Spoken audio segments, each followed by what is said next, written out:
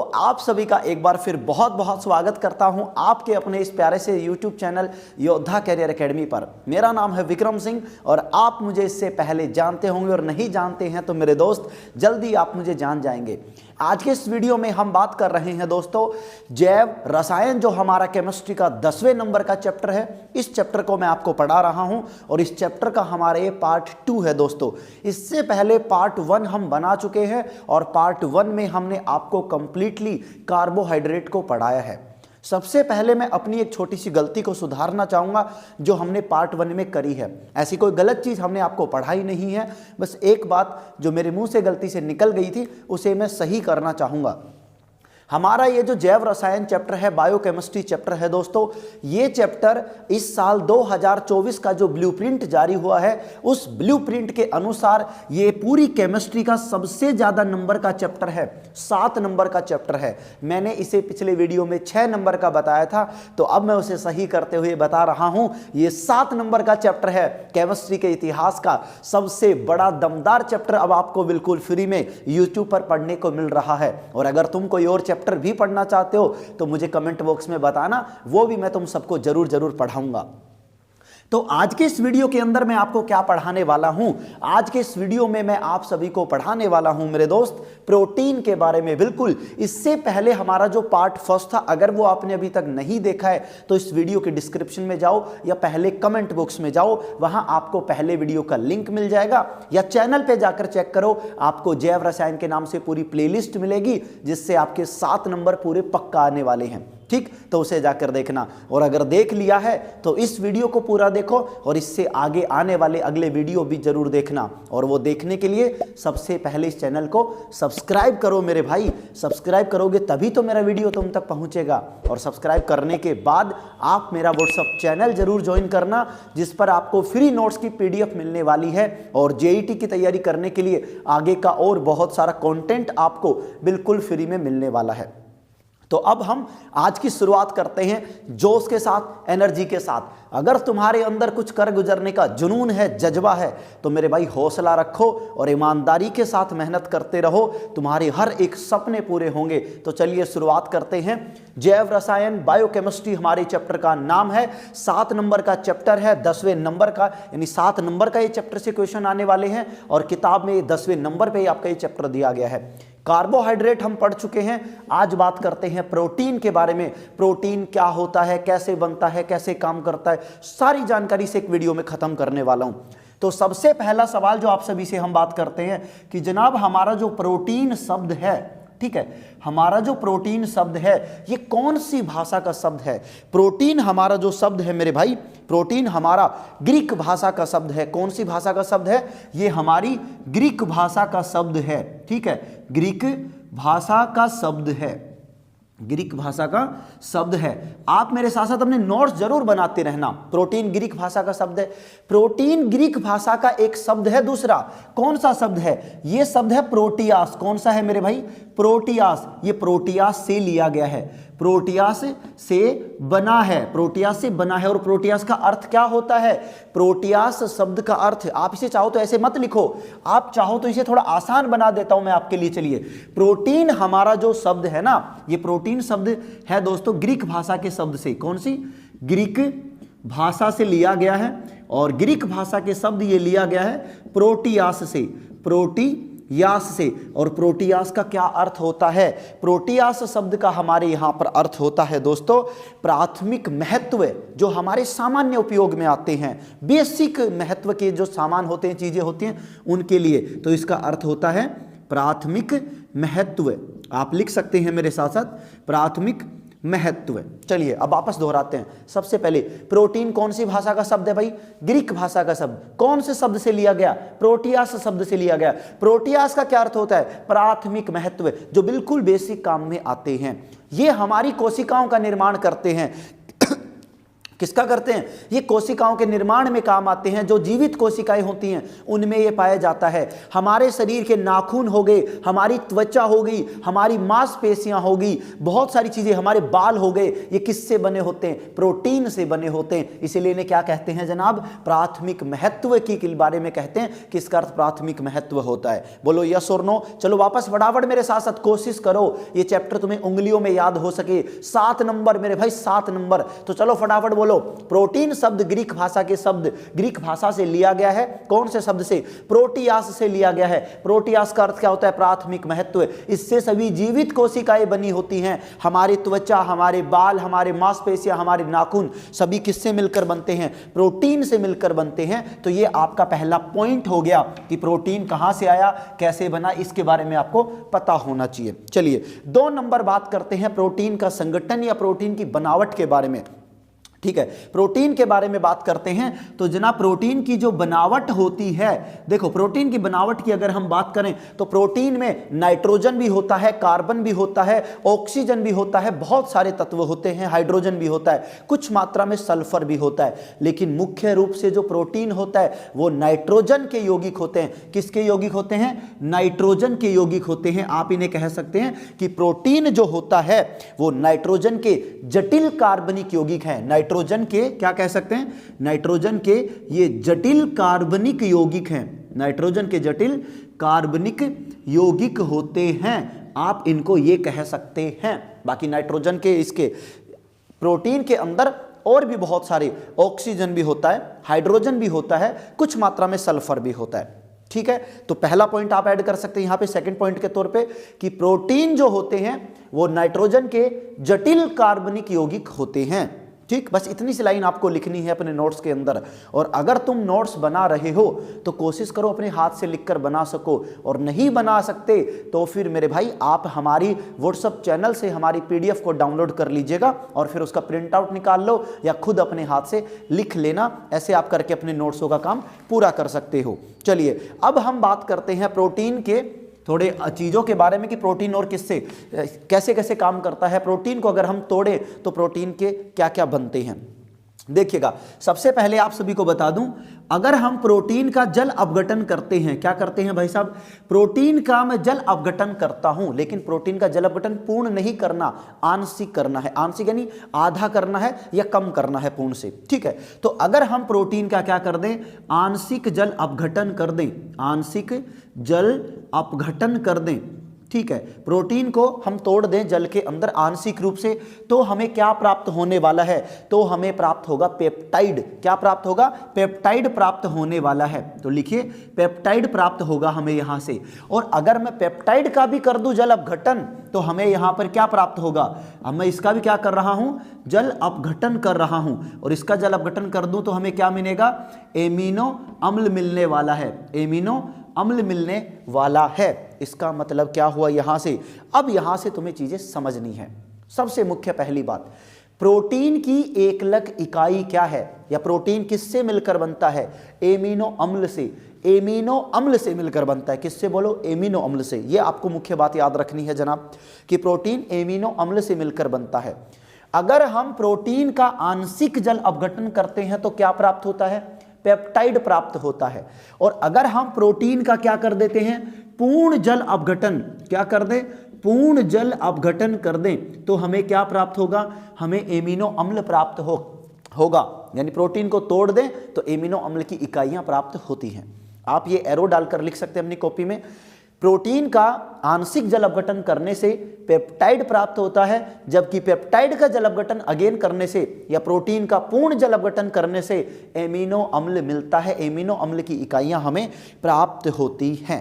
ये आप पॉइंट यहां पर ऐड कर सकते हैं।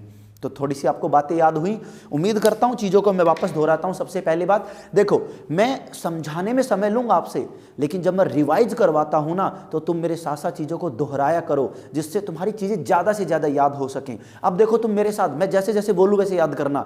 सबसे पहली बात, प्रोटीन कौन सी भाषा का शब्द है? सर ग्रीक भाषा का शब्द है। ग्रीक भाषा के कौन से शब्द से? प्रोटियास शब्द से लिया गया है। प्रोटियास का अर्थ क्या होता है? प्राथमिक महत्व होता है। क्लियर। प्राथमिक महत्व का मतलब क्या है, जितनी भी जीवित कोशिकाएं होती हैं उन सभी में प्रोटीन पाया जाता है। प्रोटीन बना किसका होता है, मुख्य रूप से प्रोटीन नाइट्रोजन के जटिल कार्बनिक यौगिक होते हैं। क्या होते हैं, नाइट्रोजन के जटिल कार्बनिक यौगिक होते हैं। और वैसे अगर हम बात करें तो प्रोटीन में बाकी और बहुत सारे तत्व होते हैं, कार्बन होता है, नाइट्रोजन तो होता ही है मुख्य रूप से, ऑक्सीजन होता है, हाइड्रोजन होता है, बहुत सारे होते हैं। ठीक, इसके बाद बात आती है, अगर हम प्रोटीन का आंशिक जल अपघटन करते हैं तो क्या मिलता है, हमें पेप्टाइड मिलता है। अगर प्रोटीन का पूर्ण जल अपघटन कर दें तो एमिनो अम्ल मिलता है। या प्रोटीन की एकलक इकाई क्या होती है, एमिनो अम्ल। बोलो क्या होती है, एमिनो अम्ल होती है। बोलो यस और नो। तो यहां से हमने चीजें सीखी छोटी छोटी। अब हम बनाने वाले हैं प्रोटीन की परिभाषा, कि प्रोटीन की परिभाषा हम कैसे लिखने वाले हैं। ओके, तो यहीं से हम परिभाषा बनाने वाले हैं। मैं इस नीचे वाले पॉइंट पर यहां पर परिभाषा लिखूंगा, तुम मेरे साथ साथ यहां पर परिभाषा लिखते जाना। तो सबसे पहले हम लिखा लेते हैं डबल स्टार, और अब लिखते हैं इसकी परिभाषा, कि प्रोटीन की परिभाषा हम कैसे देने वाले हैं। लिखिए सबसे पहले, एमिनो अम्ल से मिलकर, एमिनो अम्ल से यहां पर लिखेंगे एमिनो अम्ल, एमिनो अम्ल से मिलकर, एमिनो अम्ल से मिलकर बनने वाले, बनने वाले, एमिनो अम्ल से मिलकर बनने वाले वे पॉलीपेप्टाइड, बनने वाले वे पोली, पोली का मतलब क्या होता है, पोली यानी बहुत सारे, पोली यानी बहुत, संख्या में ज्यादा।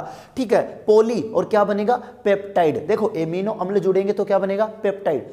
जब दो एमिनो अम्ल आपस में जुड़ते हैं तो उनके बीच में बनने वाले बंध को कहते हैं पेप्टाइड बंध। बोलो क्या कहते हैं, पेप्टाइड बंध। तो जब दो एमिनो अम्ल या बहुत सारे एमिनो अम्ल आपस में जुड़ते हैं तो पेप्टाइड बनेंगे, और इसी तरीके से बहुत सारे पेप्टाइड जब आपस में जुड़ते हैं तो पॉलीपेप्टाइड बनता है। तो बोलो एमिनो अम्ल से मिलकर बनने वाले पॉलीपेप्टाइड, पॉलीपेप्टाइड लिखो, एमिनो अम्ल से मिलकर बनने वाले पॉलीपेप्टाइड जिनका अणुभार, पॉलीपेप्टाइड जिनका अणुभार, जिनका अणुभार 10,000 से 10,000 से अधिक, 10,000 से अधिक होता है, 10,000 से अधिक होता है प्रोटीन, प्रोटीन सॉरी प्रोटीन कहलाती है, या प्रोटीन कहलाती है। लिख लीजिए इस परिभाषा को। बिल्कुल आसान और प्यारी सी परिभाषा मैंने लिखी है, आप इसे आसानी से याद कर सकते हैं। देखिएगा परिभाषा, एमिनो अम्ल से मिलकर बनने वाले, जब एमिनो अम्ल आपस में जुड़ते हैं तो पेप्टाइड बनते हैं, और पेप्टाइड जब आपस में जुड़ते हैं तो पॉलीपेप्टाइड बनते हैं। जब बहुत सारे पेप्टाइड जुड़ेंगे तो पॉलीपेप्टाइड, या ऐसे बहुत सारे पेप्टाइड जुड़ने से बनेगा ये। तो एमिनो अम्ल के से मिलकर बनने वाले पॉलीपेप्टाइड जिनका अणुभार 10,000 से अधिक होता है क्या कहलाते हैं, प्रोटीन कहलाती है। तो ये आपकी प्रोटीन की परिभाषा हो गई।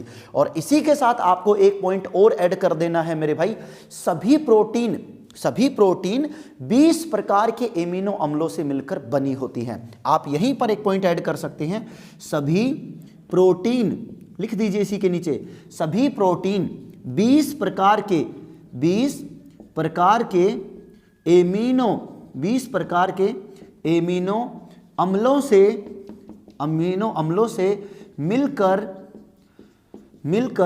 बनी होती हैं। ये पॉइंट भी आपको ऐड करना है। अगर आपसे पूछा जाए कि प्रोटीन कितने प्रकार के एमिनो अम्लों से मिलकर बनती है, तो 20 प्रकार के एमिनो अम्लों से मिलकर बनती है। प्रोटीन की हमने बात करी है। अब हम इसकी जो इकाई है एमिनो अम्ल, अब उसके बारे में हम बात करेंगे, और फिर लास्ट में हम जाकर के बात करने वाले हैं प्रोटीन के उपयोग के बारे में, या जो जैविक कार्य होते हैं उनके बारे में। तो मैं वापस चीज़ों को एक बार रिवाइंड करता हूँ, दोहराता हूँ फास्ट स्पीड में। तुम मेरे साथ साथ चीज़ों को पकड़ना और दोहराने की कोशिश करना, और कोशिश करो तुम जब भी इस लेक्चर वीडियो को देखो, हो सकता है तुम अपने क्लासरूम में यहाँ देख रहे हो इस वीडियो को, हो सकता है तुम घर पे बैठकर देख रहे हो या कहीं और से। जब भी देखो मेरे भाई, अपने साथ अपनी कॉपी पेन जरूर रखना और खुद अपने नोट्स बनाते रहना। जब जब नोट्स बनाओगे तब तब चीज़ें ज़्यादा बेटर क्लियर होंगी, तब तब तुम्हें चीज़ें अच्छे से समझ में आएंगी। तो वापस अब देखना, साथ साथ दोहराना। सर प्रोटीन की बात हो रही है। प्रोटीन ग्रीक भाषा के शब्द प्रोटियास से लिया गया है। प्रोटियास का अर्थ होता है, ग्रीक भाषा के शब्द प्रोटियास, और प्रोटियास का अर्थ होता है प्राथमिक महत्व। प्राथमिक महत्व मतलब बेसिक उपयोग की चीज होती है।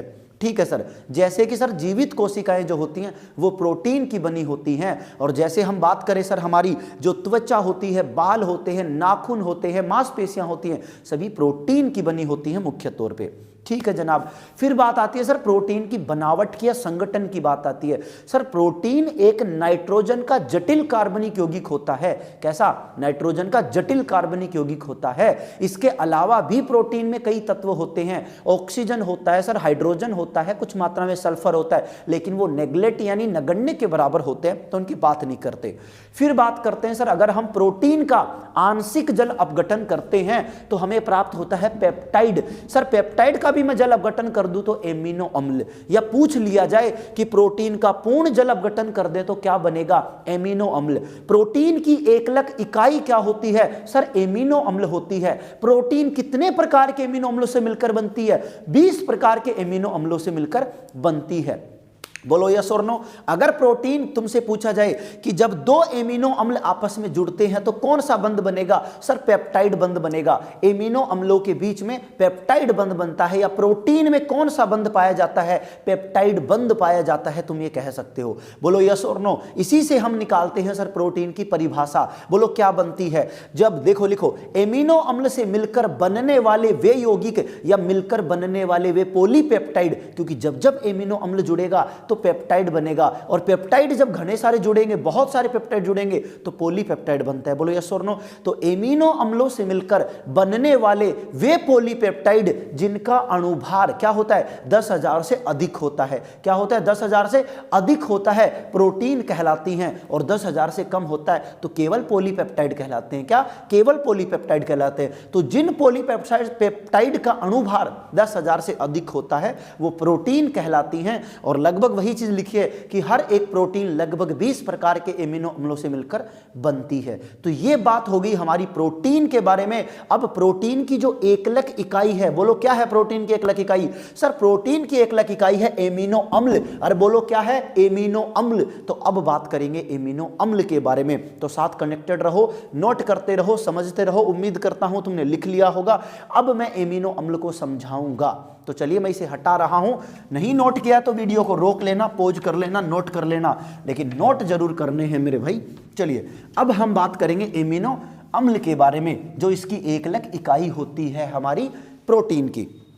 तो अब हेडिंग डालो तुम सभी के सभी, एमिनो अम्ल लिख दीजिए। एमिनो अम्ल लिखिए, AMINO एसिड। एमिनो एसिड की हम बात कर रहे हैं यहां पर कि ये एमिनो एसिड क्या होता है, कितने प्रकार के, कौन कौन से, सारी चीजें हम जानेंगे। बढ़िया तरीके से चीज़ों को समझाने की कोशिश कर रहा हूं मेरी ओर से। और वीडियो अगर पसंद आ रहा हो, तुम्हें फायदा मिल रहा हो, तो हिचकिचाना मत कहीं शेयर करने से। वीडियो का लिंक कॉपी करना, अपने व्हाट्सएप स्टेटस पर, अपने दोस्तों को, अपने ग्रुप्स में, स्कूल वाले दोस्तों के पास, जहां भेज सकते हो भेजो, क्योंकि तुम ही हो जो हमें सपोर्ट कर सकते हो। मैं तुम्हारे लिए इतनी मेहनत कर रहा हूं तो तुमसे इतनी उम्मीद तो कर ही सकता हूं ईमानदारी के तौर पर कि अगर तुम्हें फायदा मिलता है तो तुम इन चीज़ों को शेयर करोगे दूसरों के साथ, क्योंकि खराब चीज़ें जल्दी फैलती है मेरे भाई। सही चीज़ों को फैलाने में वक्त लगता है, उन्हें सही लोग ही फैला सकते हैं। और मैं उम्मीद करता हूं कि तुम सही हो, तुम बिल्कुल अच्छे व्यक्ति हो। तो तुम्हें अगर इस वीडियो से फ़ायदा मिलता है तो तुम इस वीडियो को और कई लोगों तक पहुंचाओगे। ये जिम्मेदारी मैं तुम्हें दे रहा हूं। तो तुम ही अब देख लो, मेरे सोल्जर्स हो, मेरे योद्धा हो, योद्धा कैरियर एकेडमी के योद्धा, तो अब तुम ही इस चीज़ को पहुँचाने वाले हो। और अगर भविष्य में कभी तुम जेईटी की तैयारी करने की सोचो कि हम 12वीं के बाद जैसे ही एग्जाम होगा जेईटी का पेपर देंगे 2024 का, तो तुम्हारे लिए उसके लिए भी स्पेशल बैच मैं शुरू करूंगा। तुम्हारी जो 12वीं 12th बोर्ड की एग्जाम्स खत्म होगी उससे अगले दिन ही, तो उसके लिए भी हम बात करेंगे अंत में। अभी हम इसके बारे में बात करते हैं, एमिनो अम्ल के बारे में बात करते हैं। ठीक है, तो सबसे पहले हम बात करते हैं सर एमिनो अम्ल क्या होते हैं। बोलो यस और नो। ये एमिनो अम्ल है क्या बीमारी का नाम? सर ये कौन सा जीव है, इसकी बात करते हैं। पहले आती है परिभाषा। ठीक है, तो सबसे पहले हम बात करते हैं एमिनो अम्ल की परिभाषा की बात करते हैं। सिंपल सी परिभाषा है जनाब, वे कार्बनिक यौगिक। तो लिखिए वे कार्बनिक यौगिक, साथ साथ लिखते जाइए फिर समझाता हूं। वे कार्बनिक यौगिक जिसके अणु के वे कार्बनिक यौगिक जिसके अणु में एमीन, जिसके अणु में एमीन, ठीक है, जिसके अणु में एमीन, और एमीन क्या होता है हमारा NH2, और जिसके अणु में एमीन NH2 और कार्बोक्सिलिक समूह है। कौन सा समूह है बोलो? कार्बोक्सिलिक समूह है, कार्बोक्सिलिक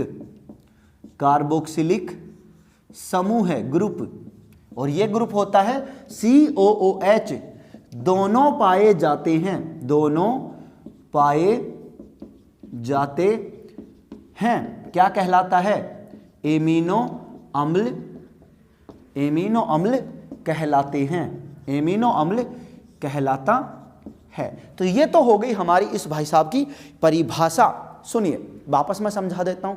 वे कार्बनिक यौगिक, सीधी सिंपल सी बात, यानी वे कार्बनिक यौगिक जिसमें NH2 समूह भी आ जाए और कार्बोक्सिलिक समूह भी आ जाए, जिसमें ये दोनों समूह पाए जाते हैं, वो क्या कहलाता है? एमिनो अम्ल कहलाता है। ये एमीन है हमारा, amine 1 degree amine, 2 degree amine, 3 degree amine, जो हम पढ़ते हैं अलग से, ऑर्गेनिक केमिस्ट्री का चैप्टर है मेरे भाई, ठीक। तो थोड़ा सा चीजें उन्हें नेग्लेक्ट करते हैं, लेकिन एमीन याद रखो कि एमीन NH2 होता है।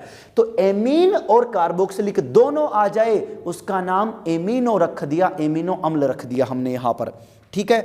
इसके अलावा अगर हम बात करें, जो एमिनो अम्ल होते हैं, ठीक है, यहां सेकंड पॉइंट आप लिख सकते हो, एमिनो अम्लों का हम रूढ़ नाम लिखते हैं केवल और केवल। क्या लिखते हैं? रूढ़ नाम हम लिखा करते हैं, ठीक है, जो जहां से ये प्राप्त होते हैं, इनके स्रोत के आधार पर, इनके गुणों के आधार पर। तो सेकंड पॉइंट पे आप यहां पर ऐड कर सकते हैं एमिनो अम्लों की या एमिनो अम्ल के गुण तथा स्रोत के आधार पर, गुण का मतलब कि उसमें कैसे गुण हैं, उसकी कैसी प्रॉपर्टीज हैं, और स्रोत मतलब वो कहां से उत्पन्न हुआ है, कहां से हमें वो मिला है, उसके आधार पर इनका रूढ़ नाम लिखा जाता है। क्या करते हैं? रूढ़ नाम लिखा जाता है, या रूढ़ नाम से इनको लिखते हैं। सीधी सी बात यह है, एमिनो अम्लों का हम कोई भी वैज्ञानिक या IUPAC नामकरण बहुत कम लिखते हैं, याद भी नहीं रखते। कोई इक्का दुक्का होगा जिसका नाम तुम्हें याद रखने की आवश्यकता पड़ेगी, बाकी कोई जरूरत नहीं है। सभी के रूढ़ नाम रखे गए हैं। जैसे अगर मैं बात करूं मेरे भाई, तुम्हारा नाम, जैसे मान लेते हैं कि तुम्हारा नाम राजकुमार है। क्या नाम है? राजकुमार है। समझ रहे हो? ये राजकुमार कैसा नाम है? ये तुम्हारा ऑफिशियल नेम है। यस और नो? ऑफिशियल नेम है, जो तुम्हारे हर डॉक्यूमेंट्स में, स्कूल में, सब जगह यही छपका रहेगा, यही लिखा हुआ मिलेगा। लेकिन घर पे तुम्हारा नाम क्या होगा? राजू होगा, राजू भाई होगा, मुन्ना भाई होगा। बोलो यस और नो? तो ये सभी के सभी नाम तुम्हारे रूढ़ नाम है। रूढ़ नाम क्यों है? क्योंकि तुम्हारे गुणों के आधार पर, जैसे कोई बच्चा मोटा है तो उसका नाम मोटू रख दिया, लंबा है तो लंबू रख दिया, काड़ा है तो कालिया रख दिया। अरे बोलो यस और नो? तो ये सभी नाम हमने कैसे रखे? उनके गुणों के आधार पर, या वो कहां से प्राप्त हुए। जैसे कोई बच्चा जा रहा है, उसे क्या कहेंगे? ओ कि फलाना को छोरो छे। बोलो यस और नो? कि फलाना को छोरो छे, यो उमेंदर को छोर जो मेंदर का छोरा। तो बोलो यस और नो? तो ये नाम कहां से आया? अरे वो उसकी प्राप्ति कहां से हुई है, उसके आधार पर तुम उसका नाम रखने वाले हो। बोलो यस और नो? तो भाई साहब, एमिनो अम्ल के गुण के आधार पर और उसके स्रोत के आधार पर हम एमिनो अम्ल का रूढ़ नाम लिखते हैं। बोलो क्लियर यहां तक चीज? तो एमिनो अम्ल की, अब मैं तुम्हें एक एमिनो अम्ल का नाम बताता हूं। जैसे यहां पर तुम स्टार लगा के लिखना मेरे भाई, स्टार लगा के लिखना, भूलना मत इस चीज को। तो मैं तुम्हें एक का नाम बता रहा हूं। जैसे एक है हमारा H2NCO। बोलो क्या है? H2NCOOH। ये एक एमिनो अम्ल है। सर कैसे है एमिनो अम्ल, हम कैसे पहचानेंगे? भाई साहब देखो, ये कार्बन है, ये यौगिक है, इसके अंदर ये क्या है तुम्हारा? सर NH2 आ गया। बोलो यस और नो? एमीन आ गया। ये क्या है तुम्हारा? कार्बोक्सिलिक समूह है। तो तो जिस यौगिक के अंदर या जिस कार्बनिक यौगिक के अंदर कौन कौन आ जाए, एमीन आ जाए, यही पे लिखा है तुमने, एमीन आ जाए या फिर तुम्हारा कार्बोक्सिलिक समूह आ जाए, उसे ही तो हम क्या कहते हैं, उसे ही हम एमिनो अम्ल कहते हैं। तो भाई साहब इसमें NH2 भी है और COOH भी है, तो दोनों समूह है, इसका मतलब ये हमारा क्या है, ये हमारा एमिनो अम्ल होगा। तो इस एमिनो अम्ल का नामकरण कैसे करेंगे, देखिए सामने देखिएगा, मैंने लिखा H2N CH2 और COOH मैं यहां पे लिख रहा हूं।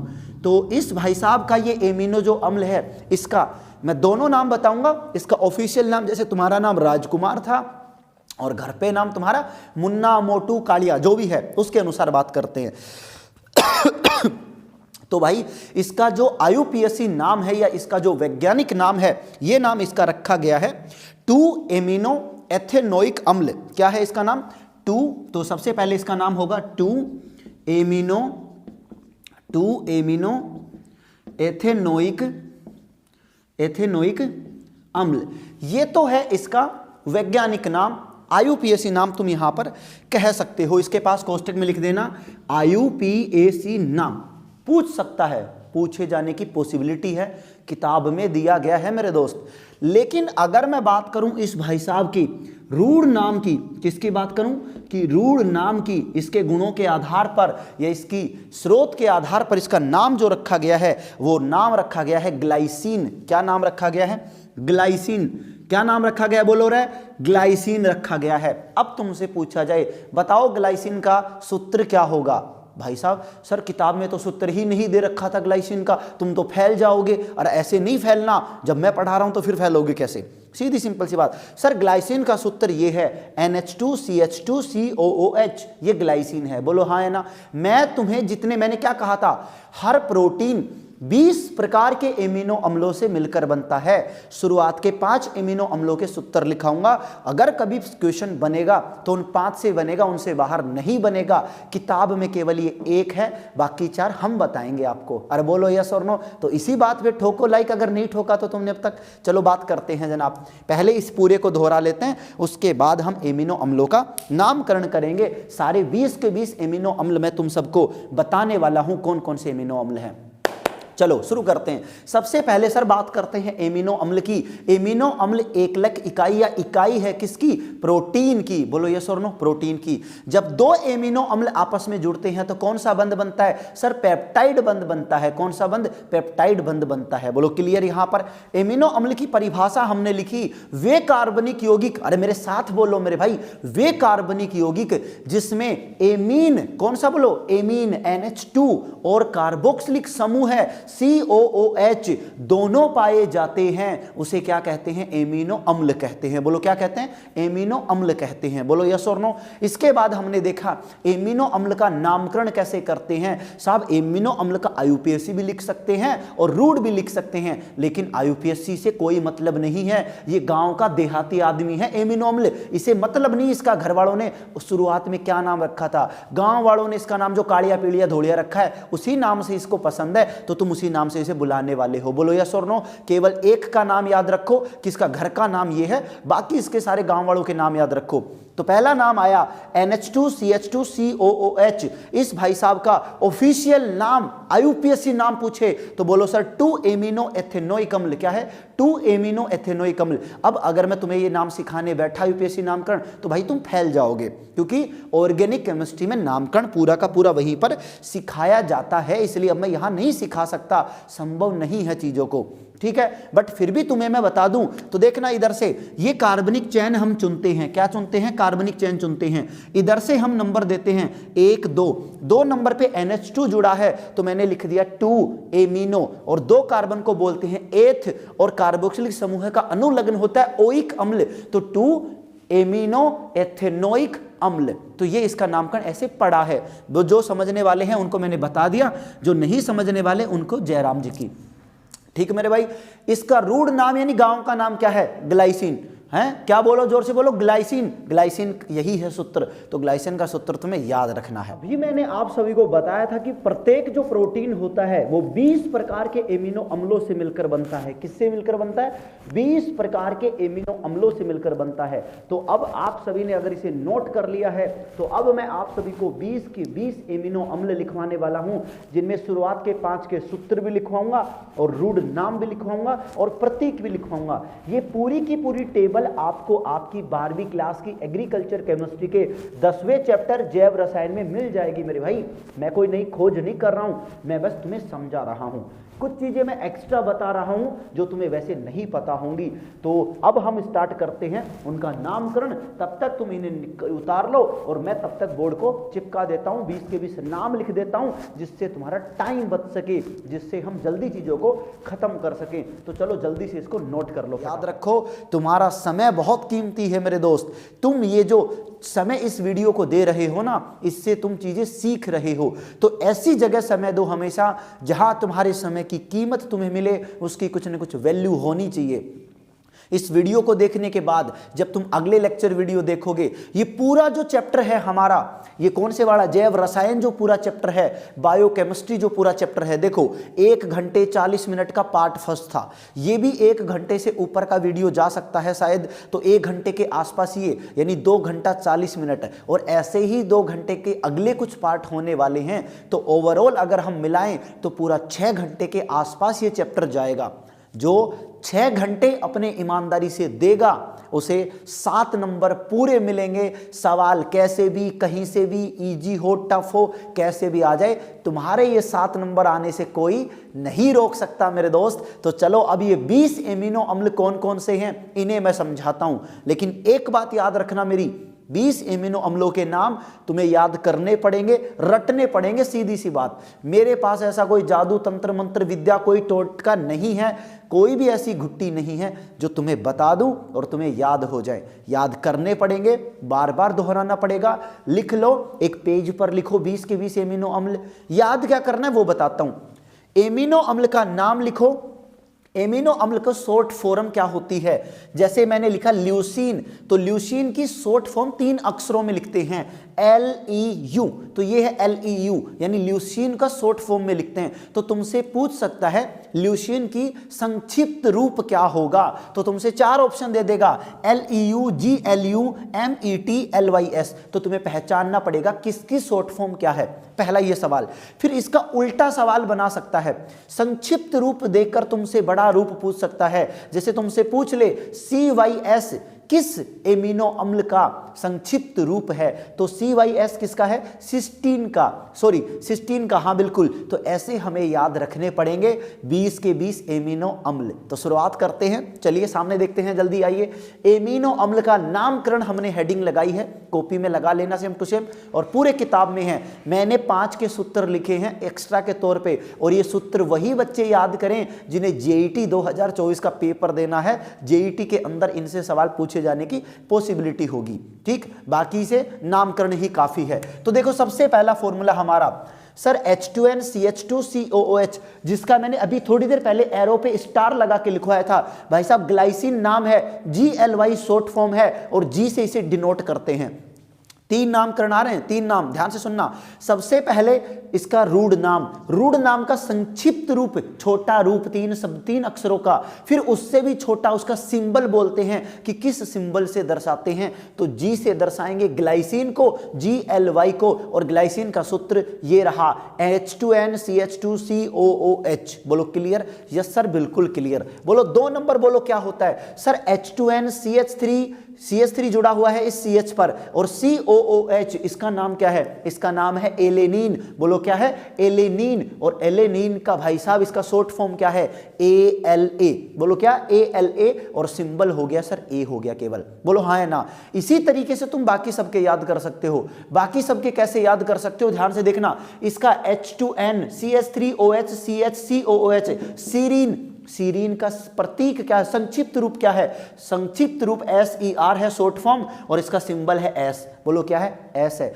तो ऐसे ही तुम्हें मेरे भाई इन सभी के नाम नोट करने हैं। 4 नंबर का ये सूत्र रहा, और इसका नाम थ्रियोनिन। थ्रियोनिन का short form THR, symbol T हो गया। पांचवा हो गया ये फॉर्मूला और इसका नाम क्या है, वैलीन। क्या है, वैलीन इसका नाम है और वैलीन की शॉर्ट फॉर्म है VAL और इसका सिंबल V हो गया। मैंने केवल 5 के सूत्र लिखे हैं क्योंकि अगले सूत्र इतने बड़े हैं जिन्हें लिखना और तुम्हें याद करना भाई साहब संभव नहीं है, तो उन्हें हम केवल उनके नाम और शॉर्ट फॉर्म ही याद रखने वाले हैं। फटाफट मैं बता देता हूं, ल्यूसीन को LEU से दर्शाते, L से, आइसोल्यूसिन ILE, एस्पार्टिक अम्ल ASP से दर्शाते हैं। लेकिन कुछ देखो अधिकांश में क्या होगा सर, LEU यानी L से दर्शाया, ILE I से दर्शाया, एस्पार्टिक में D आ गया, एस्पार्टिक में सिंबल D है। तो ऐसे कुछ एक के सिंबल अलग भी होंगे, उन्हें ध्यान रखना है तुम्हें विशेष तौर पे। जैसे ग्लूटेमिक अम्ल GLU E से दर्शाता है, जबकि यहाँ पे G नहीं ले सकता क्योंकि G तो यहाँ ग्लाइसिन का तुम पहले ले चुके हो, तो सेम सेम नहीं आएगा, इसलिए अलग लेना पड़ेगा। ग्लूटेमीन GLN Q से दर्शाएगा, एस्पेरेजिन ASN N से दर्शाएगा। चलो आगे आओ, लाइसिन LYS K से दर्शाएगा, आर्जिनिन बोलो ARG R से, सिस्टीन CYS C से दर्शाएगा। आगे मिथियोनिन MET M से दर्शाएगा, फेनिल एलेनिन PHEF से दर्शाएगा। आगे टाइरोसिन TYR बोलो Y से दर्शाने वाला है। अगली बात करें 18 नंबर ट्रिप्टोफेन TRP और W इसका प्रतीक है, W इसका सिंबल होने वाला है। हिस्टिडीन HIS H इसका प्रतीक होगा और प्रोलीन हमारा लास्ट 20 नंबर का है जिसका नाम PRO शॉर्ट फॉर्म और P इसका प्रतीक। ये 20 के 20 एमिनो अम्लों के नाम, एमिनो अम्लों के संक्षिप्त रूप शॉर्ट फॉर्म जिसे हम बोलते हैं 3 अक्षरों की, इनको तुम्हें याद कर लेना है मेरे भाई, इनको रट लो, जो कर सकते हो करो। पॉसिबिलिटी बहुत अच्छी है 12वीं और 12वीं ना सही तो JET दोनों में से तुम्हें अच्छा सवाल देखने को मिलने वाला है। बहुत जबरदस्त ये चीजें हैं। अब इनको थोड़ा सा मैं डिटेल में और चीजें कवर अप करने की कोशिश करते हैं। मैं अभी साइड में हटूंगा तब तुम लिखना चीजों को, ठीक है। वीडियो को रोक लिया करो बीच में और अच्छी क्वालिटी पर वीडियो देखा करो भाई। मैं वीडियो अच्छी क्वालिटी पर रिकॉर्ड करता हूं, घटिया क्वालिटी पर नहीं करता।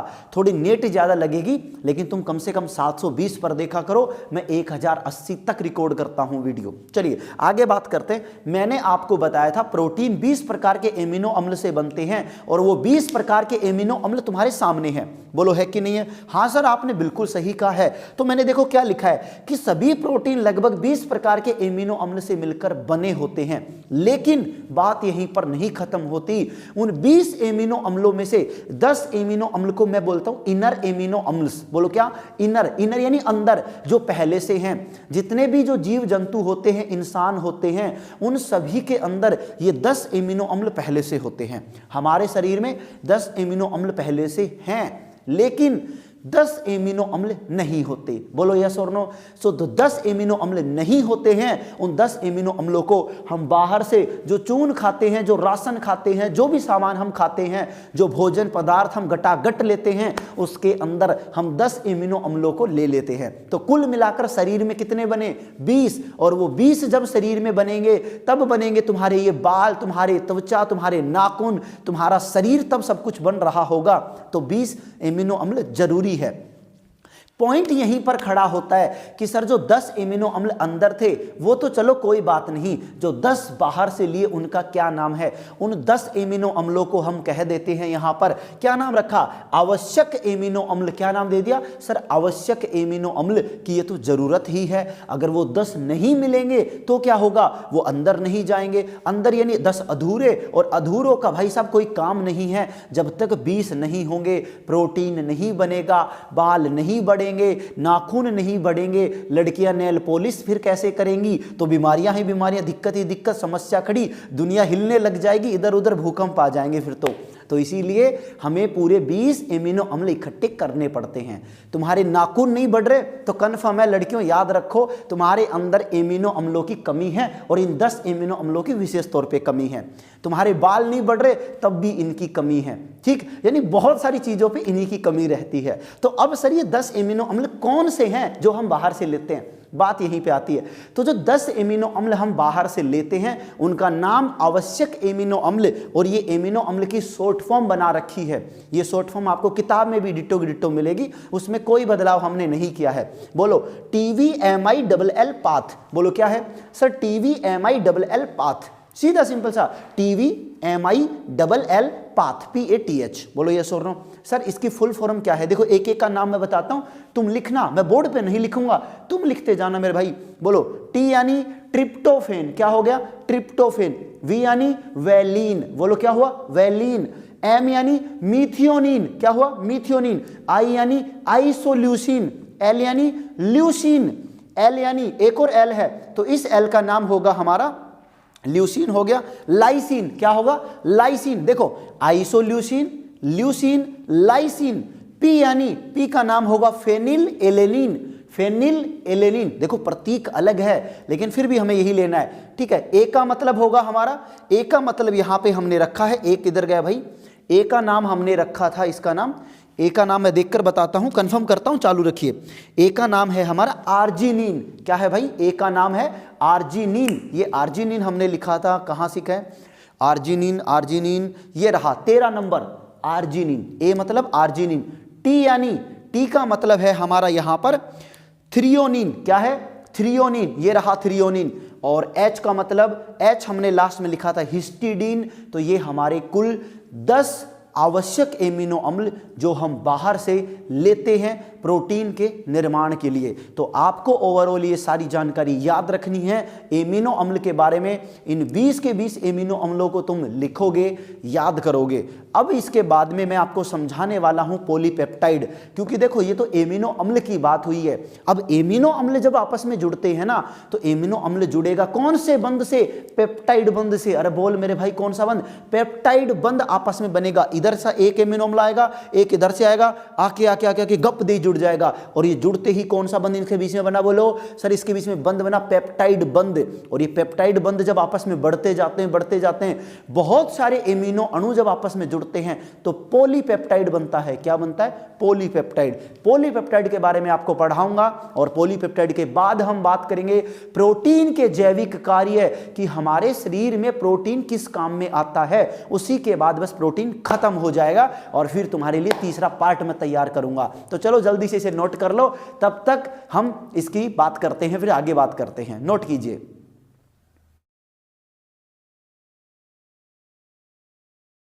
तो चलिए अब हम बात करते हैं पॉलीपेप्टाइड के बारे में, क्योंकि अब तक हमने एमिनो अम्ल के बारे में बात करी है। जनाब ये पॉलीपेप्टाइड क्या चीज है, अब इसकी बात करते हैं। तो चलिए सामने समझाता हूं। देखिए आप हेडिंग डाल सकते हैं अपनी नोटबुक के अंदर, पॉलीपेप्टाइड लिख लीजिए सभी, पॉलीपेप्टाइड, पॉलीपेप्टाइड। चलिए पॉलीपेप्टाइड क्या होते हैं, सबसे पहले पॉलीपेप्टाइड की परिभाषा की बात करते हैं। तो पहले एरो के अंदर हम पॉलीपेप्टाइड की परिभाषा लिखते हैं। तो सीधी सी सिंपल सी बिल्कुल प्यारी सी इसकी परिभाषा है मेरे दोस्त। परिभाषा बिल्कुल आसान है। वह यौगिक जिसके एक सिरे पर, सासा लिख सकते हैं हम सभी, तो लिखिए वह यौगिक, लिखते जाइए, वह यौगिक जिसके एक सिरे पर, जिसके एक सिरे पर मुक्त यानी फ्री होना चाहिए, फ्री, आजाद, जैसे तुम आजाद हो वैसे ही। बोलो फ्री, क्या बोलो? फ्री। बोलो मुक्त NH2, ठीक है, NH2 यानी एमिनो, ठीक है, एमिनो तथा COOH कार्बोक्सिलिक, तथा कार्बोक्सिलिक समूह होते हैं। वह यौगिक जिसके एक सिरे पर एमीन समूह हो, NH2 हो, फ्री वाला, मुक्त होना चाहिए, मुक्त एमीन समूह है, तथा दूसरे सिरे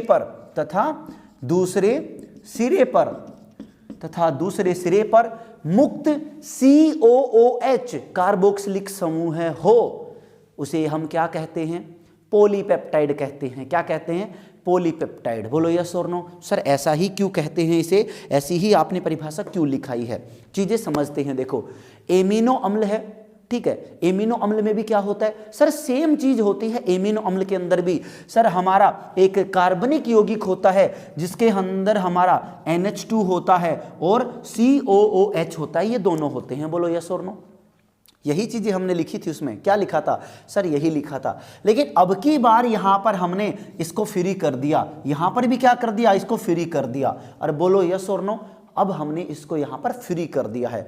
ये आपस में जुड़कर अब बहुत बड़े बंध बना सकता है, बहुत सारे एमिनो अणु अब इसमें जुड़ सकते हैं, जो हमारे एमीन अम्ल है वो आपस में जुड़ सकते हैं, श्रृंखलाएं जुड़ सकते हैं और बहुत बड़े बड़ी श्रृंखलाएं बना सकते हैं।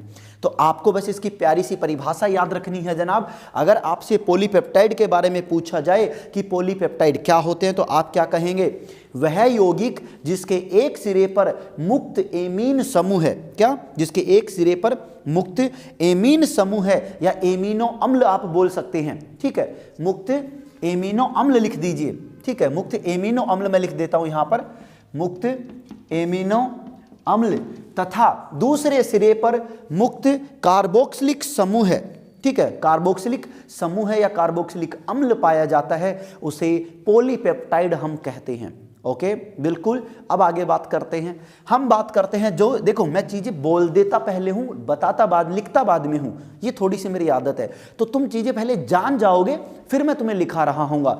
जैसे अभी अगर मैं बात करूं सर, एमीन प्लस एमीन आपस में जुड़ता है, एमीन प्लस एमीन आपस में जुड़ा, एक एमिनो अम्ल हमारा जुड़ा और दूसरा एमिनो अम्ल हमारा जुड़ा, तब हमारा क्या बनेगा सर? जब एमिनो अम्ल हमारा जुड़ता है, यानी एमिनो अम्ल में लिख दूं, एमीन अम्ल हम लिख दें, ठीक है, प्लस एमीन अम्ल हम लिख दें, तब हमारा क्या बनेगा यहां पर? सर एमिनो अम्ल जुड़कर आपस में पेप्टाइड बनाते हैं। क्या बनाते हैं? पेप्टाइड बनाते हैं। बोलो क्या बनाते हैं? पेप्टाइड बनाते हैं। यही से एक चीज और सिखाता हूं तुम्हें, जब दो एमिनो अम्ल जुड़े, एक प्लस एक, केवल दो एमिनो अम्ल जुड़े, तो सर दो को क्या बोलते हैं? डाई। क्या बोलते हैं? डाई। तो बोलो क्या बनेगा सर? Die peptide. क्या बोलोगे? डाई पेप्टाइड बनने वाला है। अगर मैं कहूं तीन एमिनो अम्ल जुड़ रहे हैं तो ट्राई पेप्टाइड। बोलो क्या बोलोगे सर? Try peptide. जब तीन इधर हो जाएंगे तो ट्राई पेप्टाइड बोल दोगे। सर चार एमिनो अम्ल जुड़ रहे हैं, टेट्रापेप्टाइड, पांच हुए तो पेंट पेप्टाइड या पेंटापेप्टाइड, छह हुए तो हेक्सा, बोलो यस और नो, सात हुए तो हेप्टा, आठ हुए तो ऑक्टा, यस और नो। तो कुछ भी डिफिकल्ट नहीं है। यहीं से एक पॉइंट निकल कर आया कि सर एमिनो अम्ल के अणुओं की संख्या के आधार पर हम पेप्टाइड को बांट सकते हैं, इनका वर्गीकरण कर सकते हैं। डाईपेप्टाइड, ट्राईपेप्टाइड, टेट्रापेप्टाइड और ऐसे ही बढ़ता बढ़ता ये पॉलीपेप्टाइड तक जाएगा। पॉलीपेप्टाइड का मतलब है सर कि बहुत सारे एमिनो अम्ल उसमें जुड़ चुके हैं। बस इतना आपको ध्यान रखना है। लिखना जरूरी नहीं है हर चीज, इस मेमोरी कार्ड में स्टोर करते रहो, इस 250 ग्राम के भेजे में सब डालते रहो। होता नहीं है 250 का, ज्यादा होता है मेरे भाई।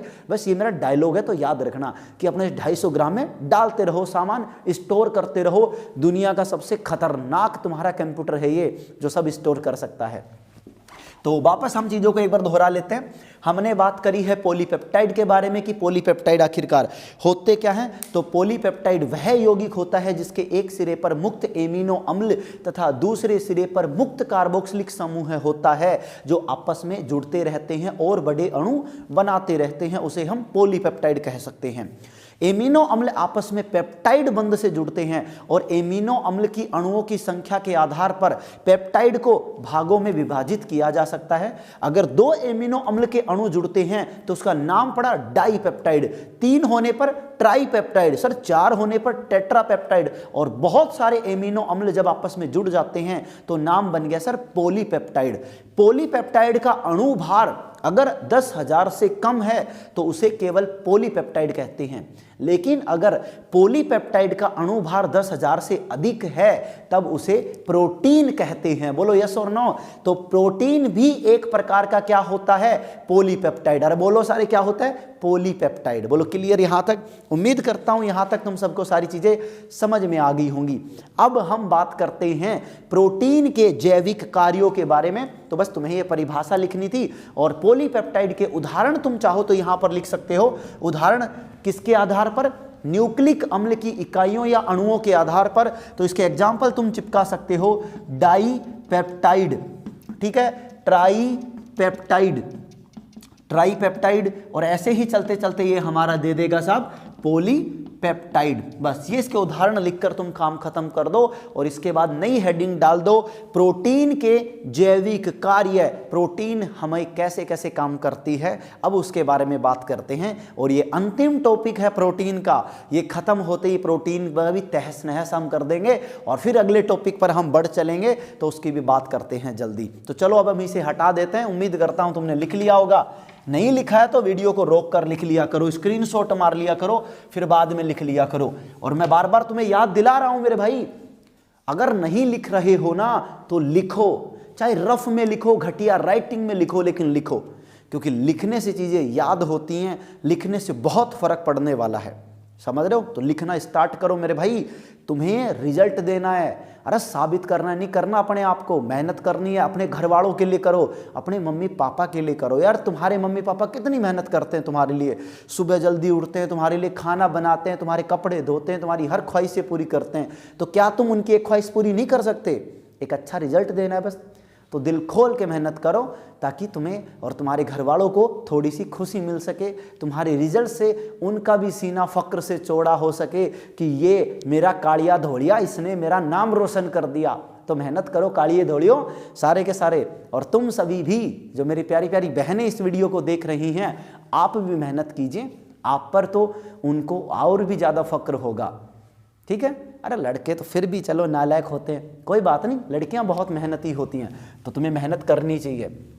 चलिए अब हेडिंग लगा लीजिए, प्रोटीन के जैविक कार्य। और नोट्स की पीडीएफ व्हाट्सएप चैनल पे मिलेगी, टेलीग्राम चैनल पे भी मिलेगी, सब जगह मिलेगी।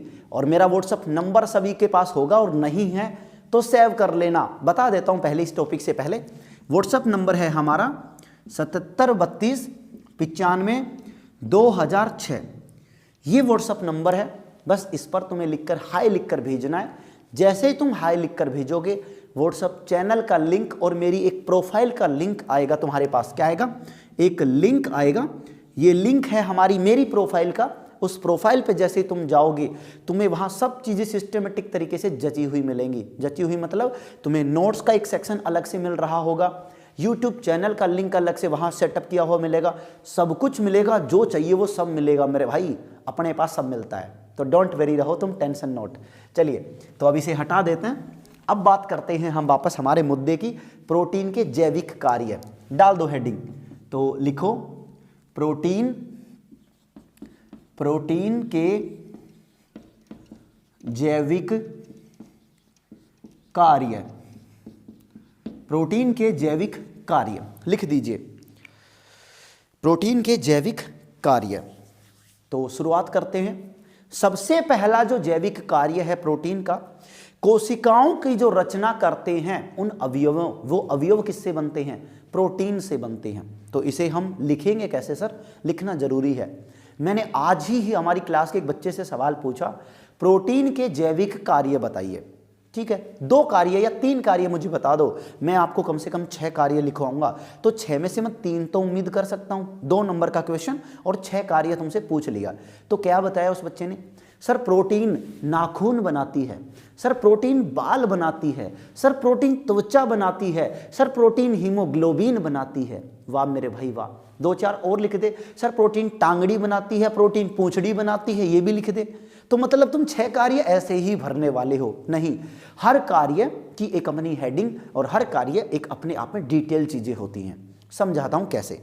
जैसे मैंने आपको पहला जैविक कार्य बताया, कोशिकाओं के रचनात्मक अवयव, यानी जिन अवयवों से कोशिकाएं बनती हैं उन वो अवयव किससे बनते हैं? प्रोटीन से बनते हैं। तो पहला कार्य हम क्या लिख सकते हैं? कोशिकाओं के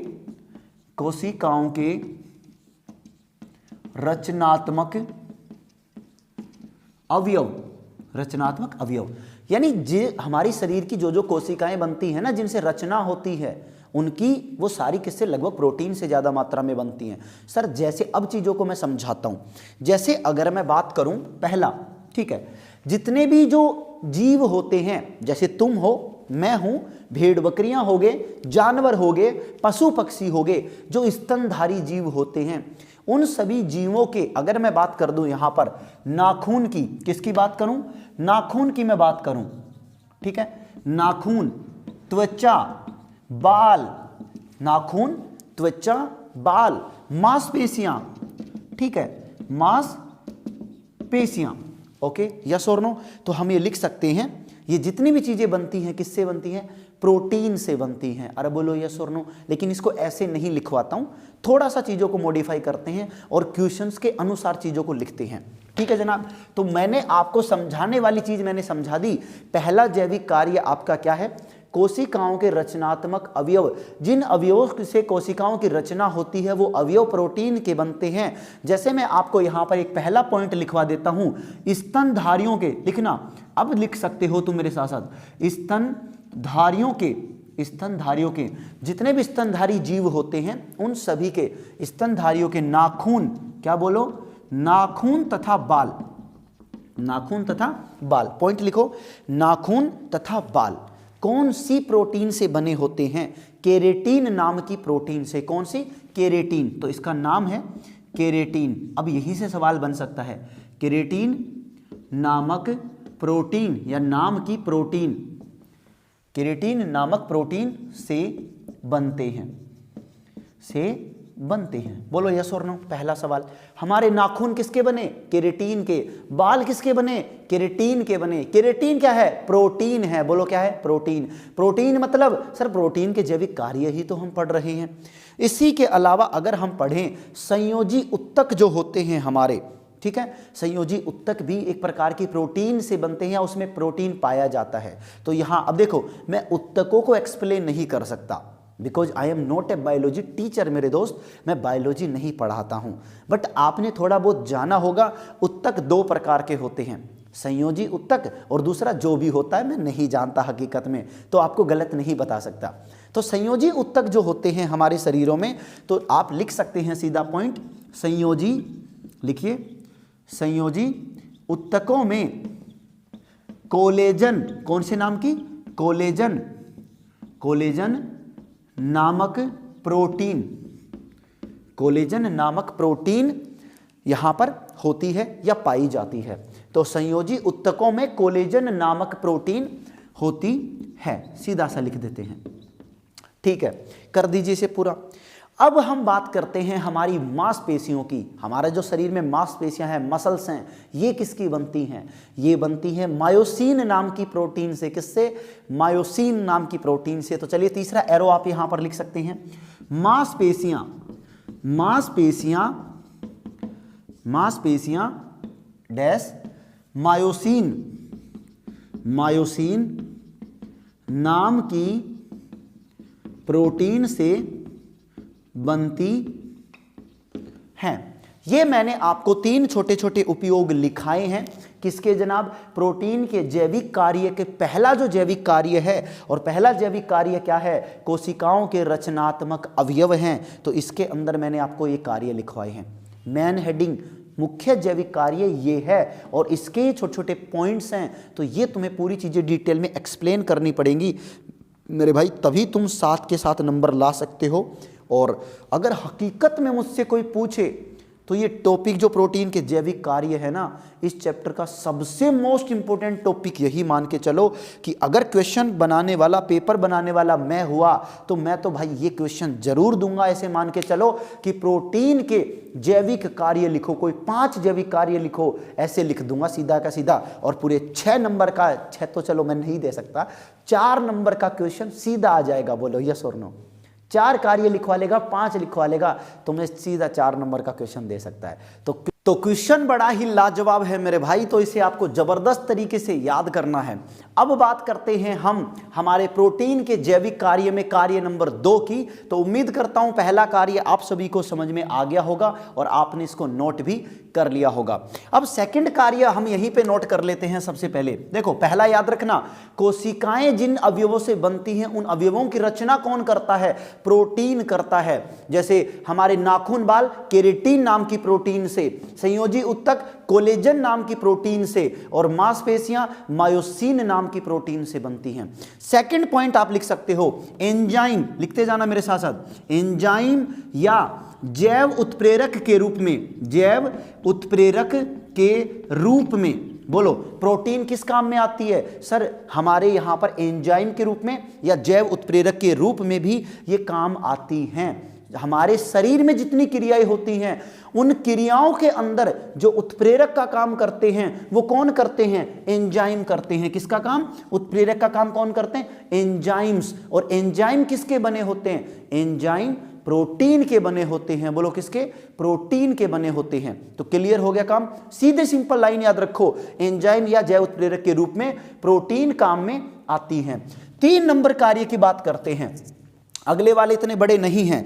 3 नंबर हार्मोन के रूप में प्रोटीन किस काम में आती है? सर हार्मोन के रूप में काम आती है। तो सीधा आप यहां पर लिख दो, हार्मोन के रूप में प्रोटीन काम में आती है। और यहीं से आपको 2 पॉइंट छोटे छोटे याद रखने हैं। 2 पॉइंट आपको याद रखने। बहुत लाजवाब सवाल, मैं कह रहा हूं 1 नंबर गजब के सवाल है जनाब। कौन से? अग्नाशय में कौन सा हार्मोन पाया जाता है? अग्नाशय कौन सा हार्मोन छोड़ता है? ठीक है, तो स्रावित करता है। आपसे पूछा जाए तो क्या लिखोगे? बोलो अग्नाशय से, लिखते जाओ मेरे साथ साथ। अग्नाशय, अग्नाशय, अग्नाशय से इंसुलिन। अग्नाशय से कौन सा hormone? Insulin hormone. Insulin hormone, बस इतना ही लिखना है आपको कि हमारा अग्नाशय में कौन सा हार्मोन होता है या कौन सा हार्मोन छोड़ता है। तो सर इंसुलिन हार्मोन छोड़ता है। सेकंड पॉइंट आपके लिए है, हमारी जो थायराइड ग्रंथि होती है वो कौन सा हार्मोन छोड़ती है या कौन से हार्मोन को कंट्रोल करती है? अगर उसकी बात करें तो थायरोक्सिन। 2 नंबर पे लिखिए, थायराइड ग्रंथि। थायराइड ग्रंथि। तो थायराइड ग्रंथि से कौन सा हार्मोन निकलता है? बोलो थायरोक्सिन हार्मोन। तो इसका नाम है थायरोक्सिन।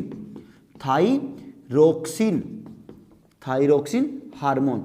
तो ये आपको याद रखने हैं। मैंने 3 कार्य आपको मुख्य तौर पे लिखा दिए हैं, फटाफट रिवाइज करते हैं। कार्य नंबर 1 प्रोटीन का जैविक कार्य, बोलो कोशिकाओं के रचनात्मक अवयव बनाने में।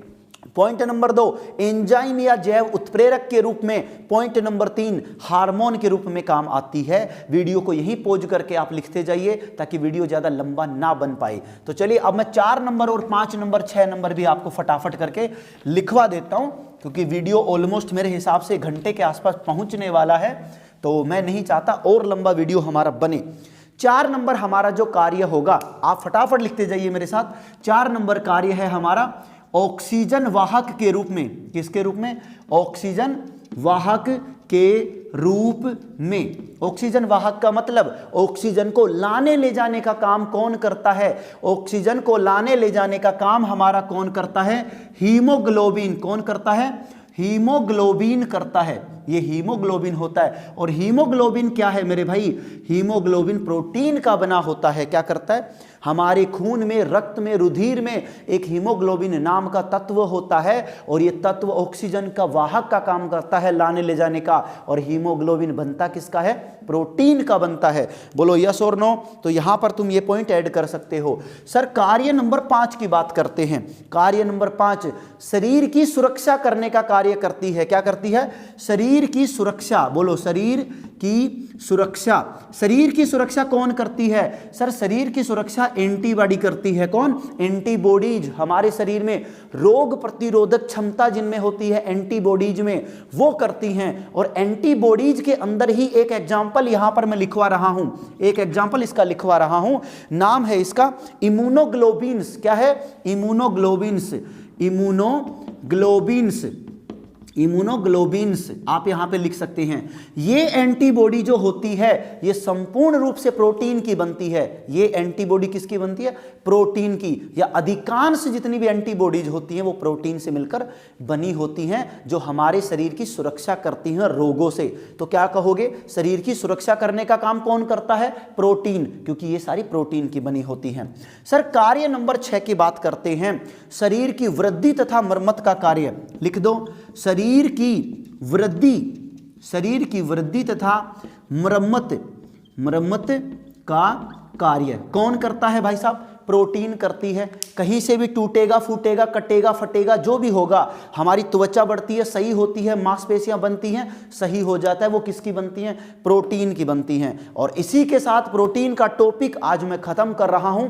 अगले वीडियो देखने के लिए चैनल को सब्सक्राइब जरूर कर लेना, घंटी वाले बटन को ऑन कर लेना, और नोट्स लेने के लिए मुझे व्हाट्सएप पर मैसेज कर देना, जिससे तुम व्हाट्सएप चैनल को ज्वाइन कर सको।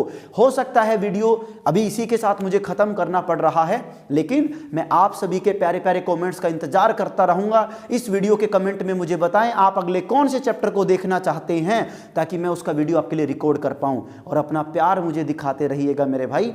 वीडियो को शेयर करना मत भूलना, अपने दोस्तों के साथ, अपने भाइयों के साथ, अपनी बहनों के साथ, अपने क्लासमेट्स के साथ, अपने फेसबुक